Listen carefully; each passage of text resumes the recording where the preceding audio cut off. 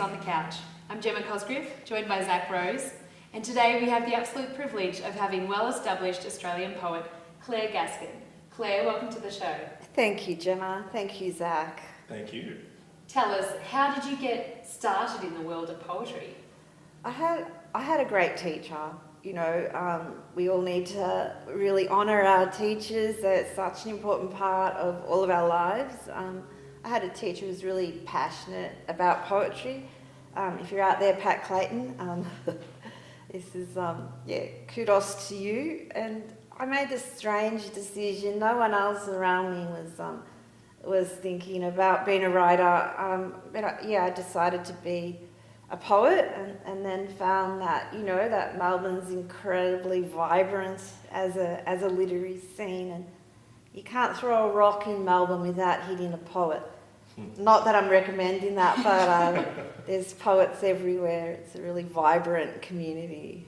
So in contrast to other places around Australia, around the world, you're saying that Melbourne is just a poetry hub?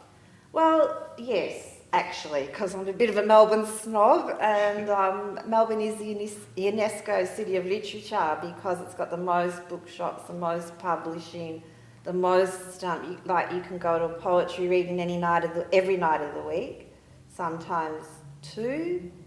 I probably read up to 3 poetry books a week to keep up with current publications. Like, there are lots of small presses that are publishing lots of really fantastic poetry. So, it's incredibly vibrant. I mean, unfortunately, unlike in other places in the world, say in Paris or in Baghdad, people would know their poets by face, they would know them on the street. That's not really the case in Australia. We still have a little bit of a cultural cringe about the arts, but within the community, it's really strong. It's really strong, and I think maybe that's changing. Like, we just had, the last 2 years, the Stella Prize was won by Poetry Books, which is absolutely fantastic. And so, people need to know how vibrant and how important our writers are in Australia, and poets particularly has a place, which is quite different and specific to, say, novel writers or essayists. As a writer, would you be inspired by such artists as Sylvia Plath or Emily Dickinson? Like, where does your writing deride? Oh, you got me. Me.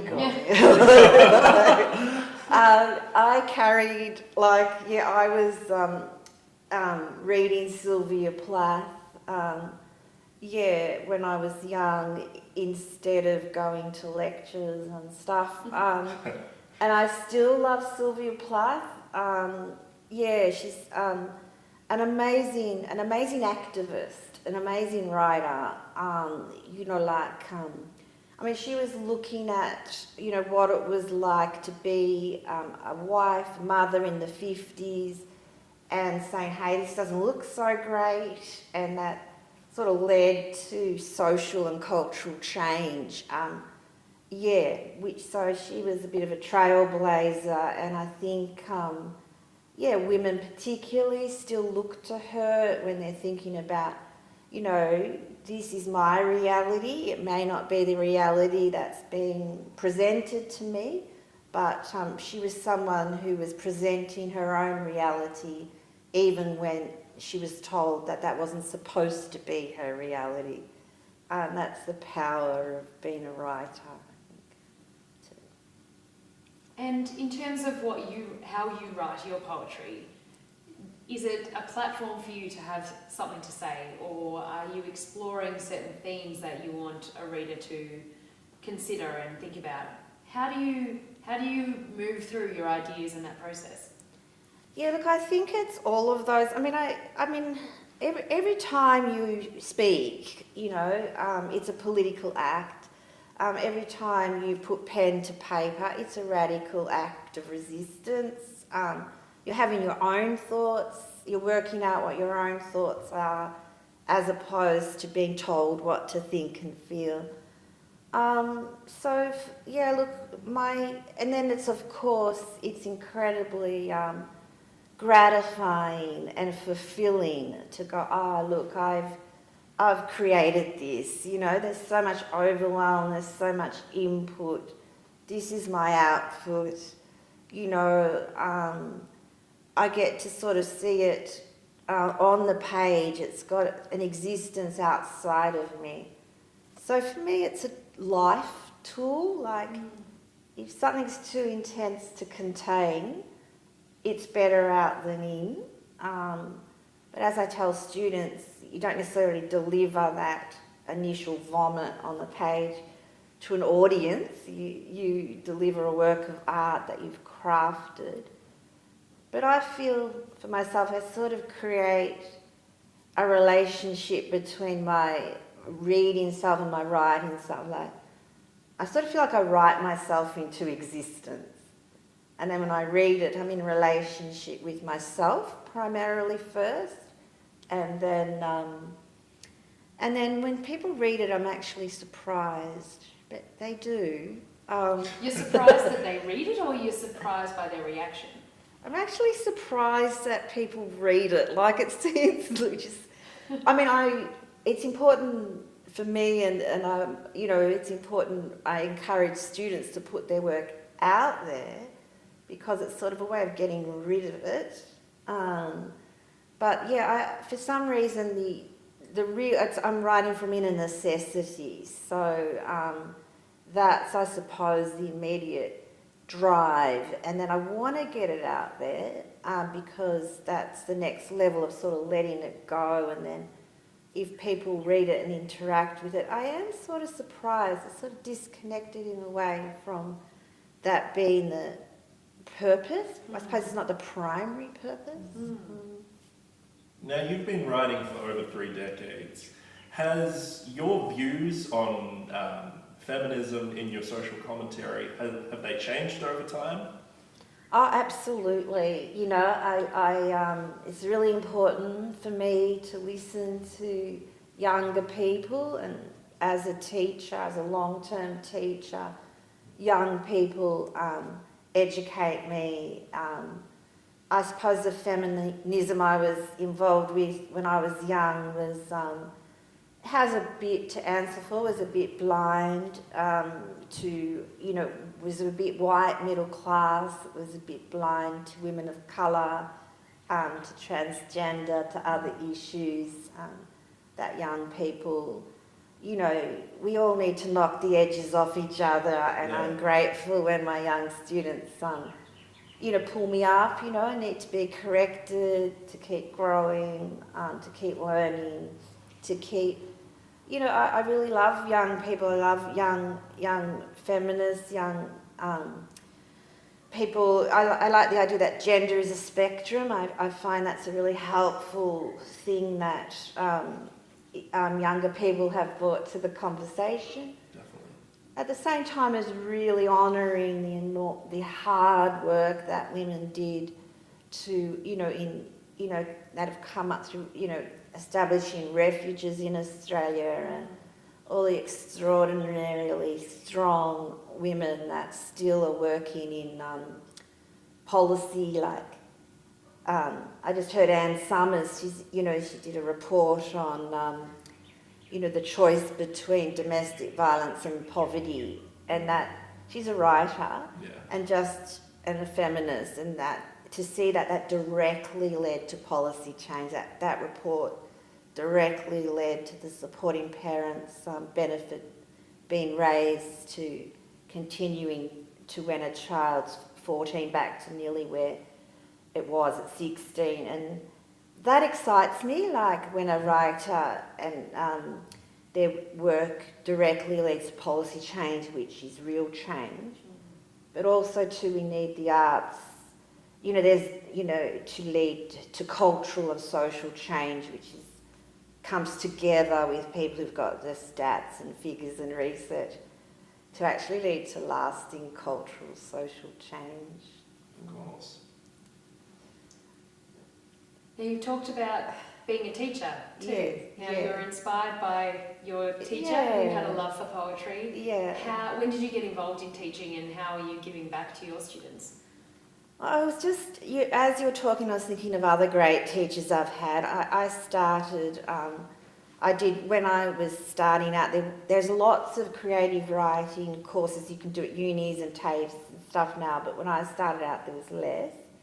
So I did courses at the CAE with people like Chris Hammonsley when I was 18, and now I maintained a relationship with him for the decades since, and now I teach there.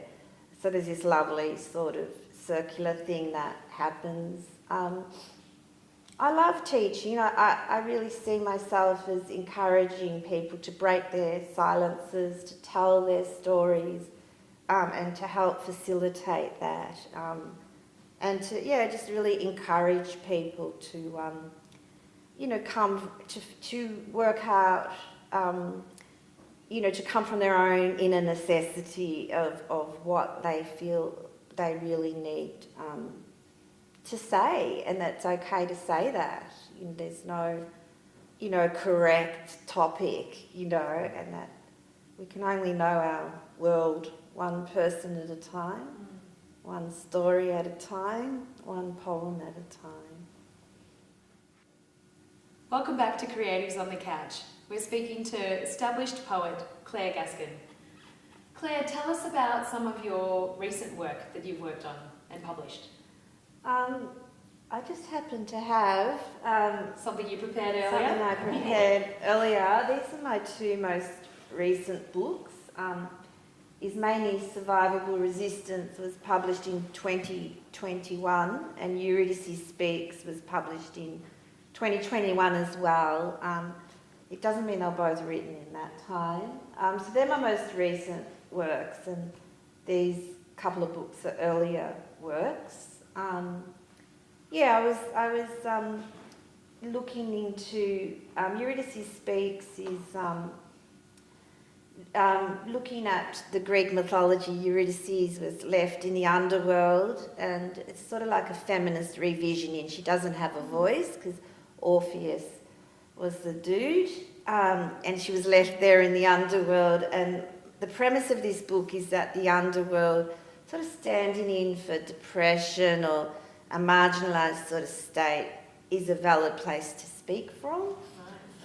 So that's Eurydice Speaks, and I had a lot of fun with this book. It's linked sonnets, but not in the traditional sense, but in the contemporary sonnet tradition. So not in iambic pentameter. It's not in iambic pentameter, but good on you, Zach. Like, that's great. I love iambic pentameter, and what I love about iambic pentameter is it's like echoing the heartbeat. The love dub is a natural rhythm of the body, and how language is in the body, and that beautiful. It's a beautiful natural rhythm. It's generally we talk in iambic pentameter. We do. And so how long would a piece of work like this take you, or did it take you? Oh, that's a really good question. Like, my first book took 20 years. Okay. And I think that was because no one had published it before then, but also because I was developing, and so to get enough work of the same achievement, I'd be changing. So to get something that was even in achievement, it took that time. And then the next book, I think, was 2013, and these are 2021, but this was finished in 2017, so it took a while for that to get published. So can you just show us, let's get a shot of these books, as you mentioned which ones they are, so we can capture the... So that's Eurydice Speaks. This is Ismaini's Survivable Resistance. So, again, that's a feminist revisioning. So, based on Sophocles' play Antigone. Everyone knows Antigone is a feminist hero, but I'm looking at her sister Ismaini as maybe having the words, having a voice. This is Paperweight, published by Hunter Publishers. Like, all these publishers are extraordinary people.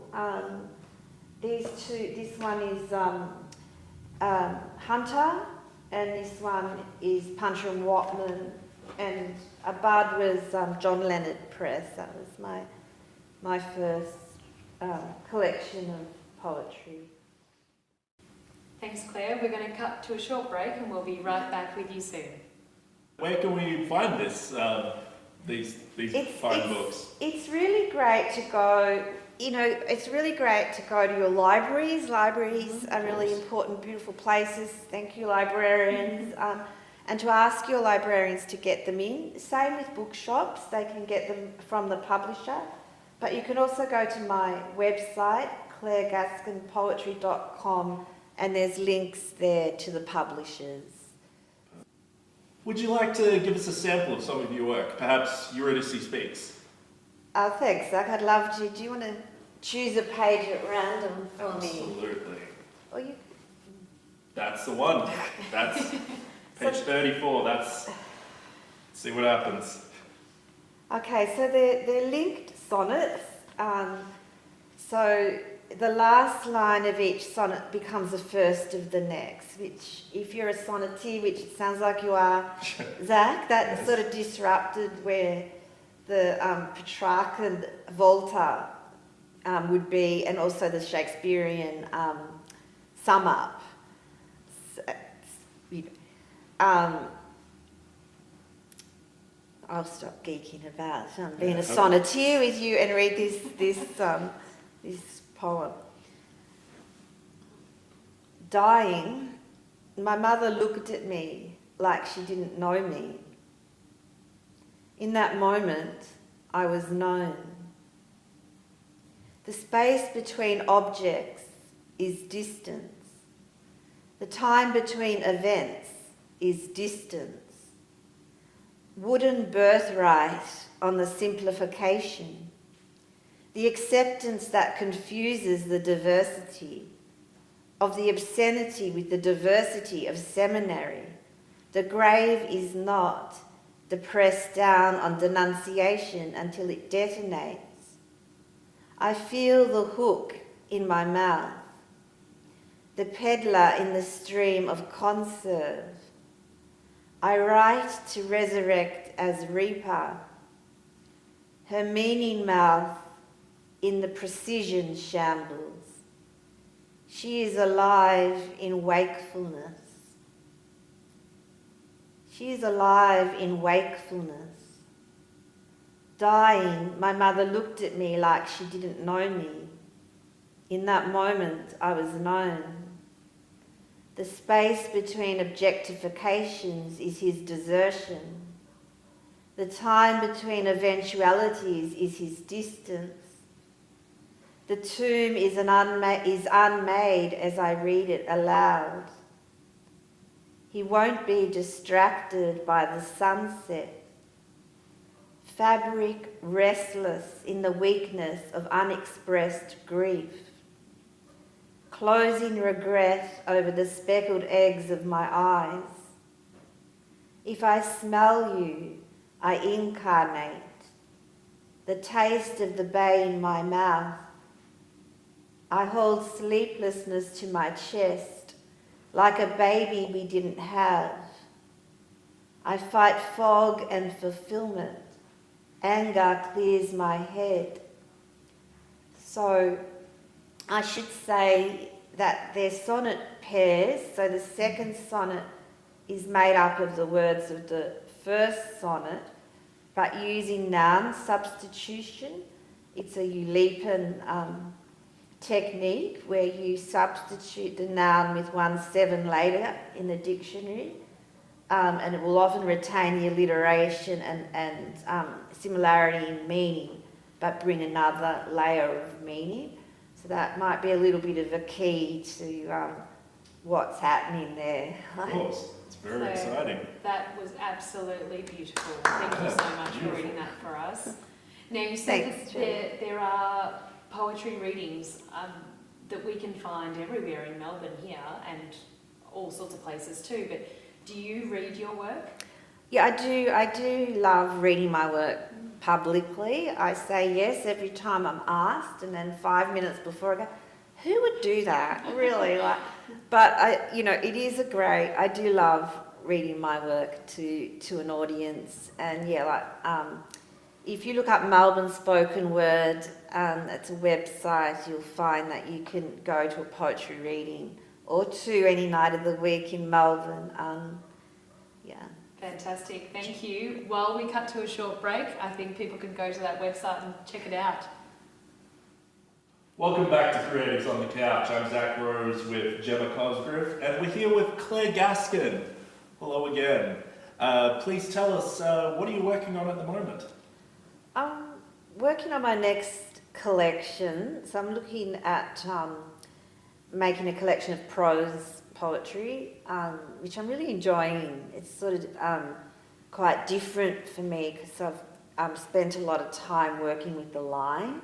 But with prose poetry, it's working more with paragraph sort of length. It's still very much poetry because you're, it's still using poetic device. It's still very distilled language. But yeah, I'm really enjoying doing that. Also working on a collaboration with someone I was mentoring, but now has just gone great guns with her own writing, and now we're working as peers together, and we send each other a line a day. We had some work published in, again, like there are a lot of poetry readings in Melbourne. There are a really vibrant scene of poetry journals. This one is Rabbit, it's a poetry journal, and this recent issue it publishes a whole bunch of people that collaborated, that wrote together. So Alison J. Barton and I did a poem, we had a poem accepted for this, and it just works so well that we're going to continue, and it's going to be book length. There's some great writers in here. A number of people I've taught. I could call this all my friends and lovers, actually. There's lots of great writers in here. A great, vibrant. It's sort of showcasing the vibrancy of Melbourne poetry. Well, where does the title Rabbit come from? Is it the physical rabbit? Is it metaphysical? Is it a metaphor? See, that's up to you, isn't it? I just know that Jessica Wilkinson, who edits this, and this is her baby, this Having Rabbit literary journal going for many, many years now. She loves rabbits. Oh, lovely. Why not? Yeah. Tell us, when you collaborate with someone, it sounds like a very unique way to write. So you said for your work with Alison, for instance, one line each. Do you build upon each other's, or is it supposed to have a different take on it? How do you do that? Yeah, well, really interestingly, I mean, people do it in all sorts of ways, but what we started off doing was saying, well, let's just write the line of the day, the line that represents the day for ourselves, and send it to each other at the same time each day, sight unseen. Okay. Which we did, and I knew there would be synchronicity, and that they would, I knew that would happen, but the degree to which it's happening blows our mind almost daily. Like, it's incredible. It will look like we've written them in response to each other or together, but we absolutely have not. And so we'll have the same topic, the same word, the same structure, the same theme. It's the synchronicities been blowing my mind. It'll be, and in that way it sort of reads really well together. Sounds fascinating, and potentially even a project us less experienced poets might give a go. Gemma, that's a great idea. There is a Latin saying, I don't know the Latin, but it's like no day without a line, which is that day, just that every day you might do something it is referring to writing, but you know, might do something creative just every day. There's something quite beautiful about that. It doesn't have to be something huge. Yeah, it can be. Yeah, do it. Thanks. Thanks for the motivation, and thank you for sharing all of that. How should we follow you and keep in touch with what you've got on when your next publication is coming out, when you've got a next reading? Yeah, I think if you keep your eyes on the Melbourne spoken word scene, you might see my name pop up. I teach at Sandy Beach Centre. Would love to have you along, Gemma. Thank you. Come along, and we have a class online and a class face to face.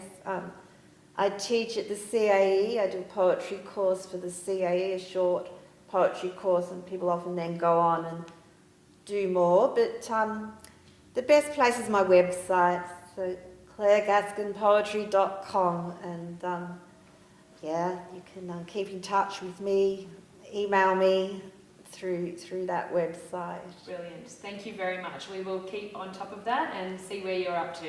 Absolutely. Thank you, Claire, again for your time.